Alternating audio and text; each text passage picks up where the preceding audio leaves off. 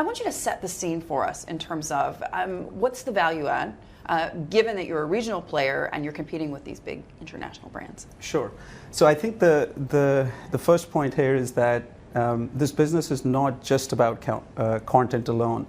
There's other aspects of the business, including distribution, platform, experience, especially in this part of the world where credit card has limited penetration.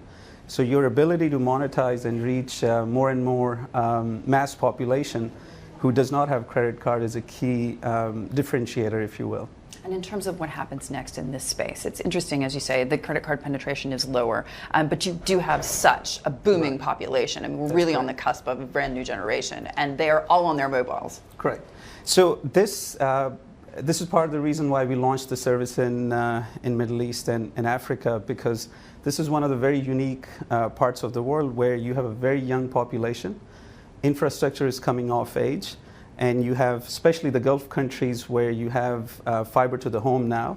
So whether you're on your mobile phone or you're at your home, you can watch on demand and streaming services. The beauty about players like Apple is that we see them as a partner. So so Apple, when they launch their service in this part of the world, we are actually available on that service as an add-on package. So to me, Apple is more of a platform rather than a competitor. How do you see this playing out over the long term in terms of you've got Apple, you've got Netflix, new players looking to get into the game, and we even at CNBC and among other partners we have in the region, we're consistently talking about how we get our content to market.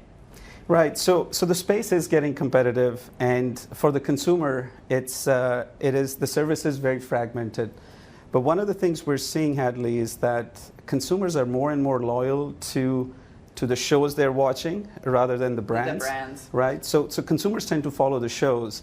And this is where I think niche players like us and localized players like us become very effective, because ours is one platform where Disney, Warner, Fox, Universal, all of them coexist with their content.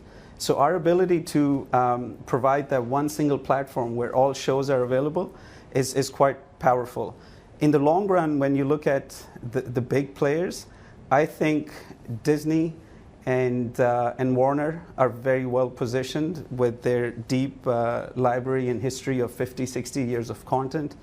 And they've also got the deep pockets to sustain this in the long run. I also think both of these big players, they have a unique advantage in that they have multiple ways to monetize their content, unlike someone like Netflix, who can only do so on their own service, whereas Disney can put it on Sky in UK, they can do their own streaming service, they have their own channels in US, so they have lots of ways to monetize the same asset. Hey everybody, it's Hadley Gamble from our new CNBC Middle East Bureau in Abu Dhabi. Thanks for stopping by. Now to watch more, you can try one of the videos that just popped up on your screen. And don't forget to subscribe.